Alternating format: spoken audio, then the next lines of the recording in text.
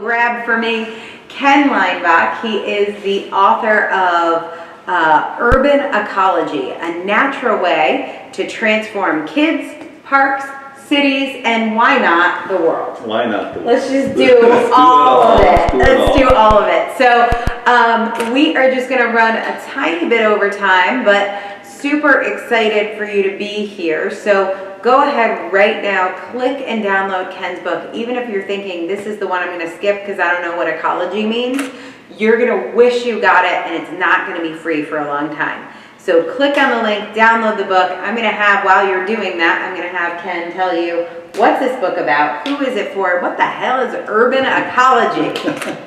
Yeah, thanks. Seems like a contrast in words. It does indeed. Well, it turns out that every city in the world, and there are cities all over the world, and more people live in cities than not, have parks. And parks that happen to lie in areas of social and economic challenge generally also have environmental challenges as well. And what we, as a community in Milwaukee, I just represent a community, I'm just a guy who was unemployed in Milwaukee trying to figure out what to do with his life, and stumbled upon this idea. And the idea is that if you actually use that park, which often is a place where homelessness resides and alcoholism will follow, and crime, and all of that. So the park becomes a place that people don't go, even though that's what it's designed to be. Is what we've discovered is that if you go into that park, engage the neighborhood, the immediate neighborhood, in cleaning up the park, and start bringing kids on field trips into that park and teaching them science, which is something that they need, in that park environment, a whole bunch of things happen. One is the kids learning and having fun, and they're getting outside, they're getting exercise, and they're getting all of that. The next is that the park is becoming an asset instead of a blight, and so the community comes together. And then suddenly what you have is the schools start to improve, the immediate neighborhood starts to improve in terms of the economics, and people want to move there, people want to come to your city.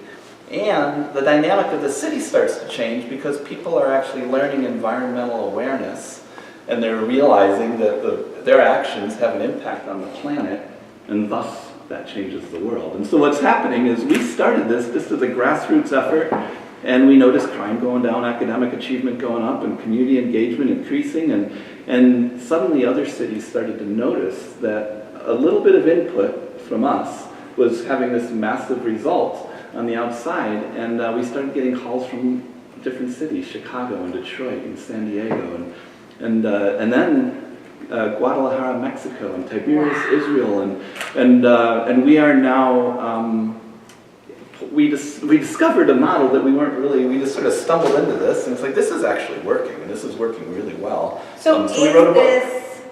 Is this a learnable model? Is there something special about Milwaukee? Is there something special about you?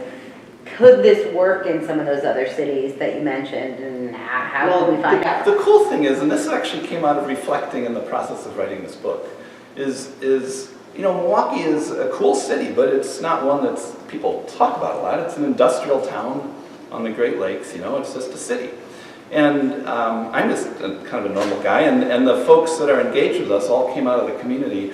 Everyone who led this process, including our wonderful CFO, talking about the need for a CFO, I hope she's watching, is that came right out of our neighborhood, right out of our Milwaukee neighborhood. We didn't grab an expert out of New York City or San Francisco or Portland or any place like that. It came out of our industrial community, and we've replicated. We started in a little trailer.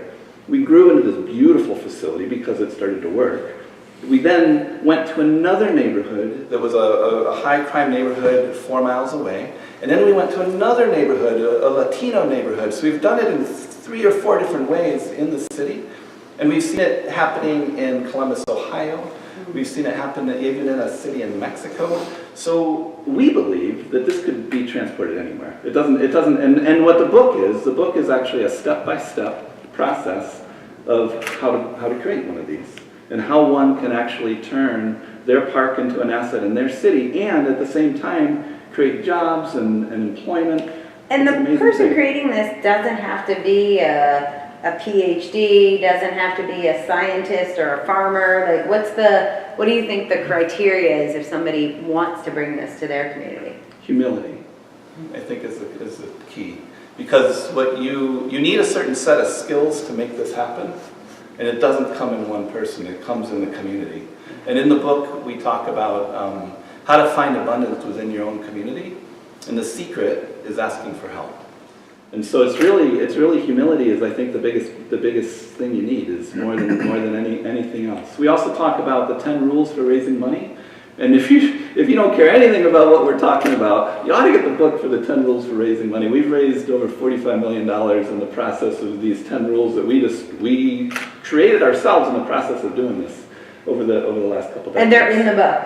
It's in the book. The 10 rules are in the book. Fantastic. You can download them.